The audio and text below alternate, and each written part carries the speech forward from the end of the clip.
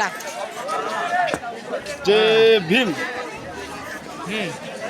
बंधू आणि भगिनींनो, हे आहे विश्वशांती स्तूप. हे पूज्य गुरुजींनी 1989 मध्ये बांधलेलं आहे. या ठिकाणी महाकारुणिक तथागत भगवान गौतम बुद्ध येथे वास्तव्यात असायचे आणि येथूनच बुद्धगयेसाठी आणि इकडं श्रावस्ती कपिलवस्तू या ठिकाणचा रस्ता हाच तो मार्ग होता जाण्याकरिता. त्या अनुषंगाने तो इथं थांबायचे. इथं महाकारुण तथागत भगवान गौतम बुद्धाचे 5 वर्ष झाले आणि या ठिकाणी असे भव्य असं जपानमधील एक पूज्य गुरुजी यांनी भव्य असं इथं एक विहार बांधलेला आहे. हाच तो विहार आहे. दोन्ही साईडला असे सिंह दर्शितात आणि या सिंहाचं तोंड अशोकचक्र सिंहाचं तोंड उत्तरेस म्हणजे बुद्धगयाकडे आहे. हे यांची विशिष्ट आहे. हे एक विशिष्ट प्रकारचं आहे हे. आणि या ठिकाणी सुद्धा मृगगण कुट्टी म्हणजे जिथे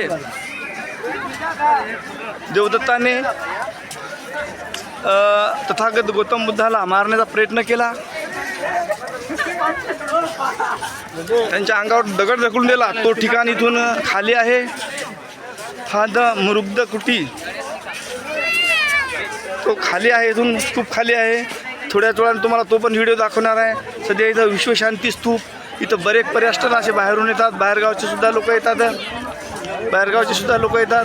चीनचे, जपान, म्यानमार असे भंतेजे येतात. असं हे भव्य दिव्य स्तूप आहे. आपल्या प्रत्येक धम्मातल्या माणसाने प्रत्येक उपासकाने तर आलं पाहिजे. आपली ही पवित्र भूमी, या पवित्र भूमीला आपण भेट दिलीच पाहिजे.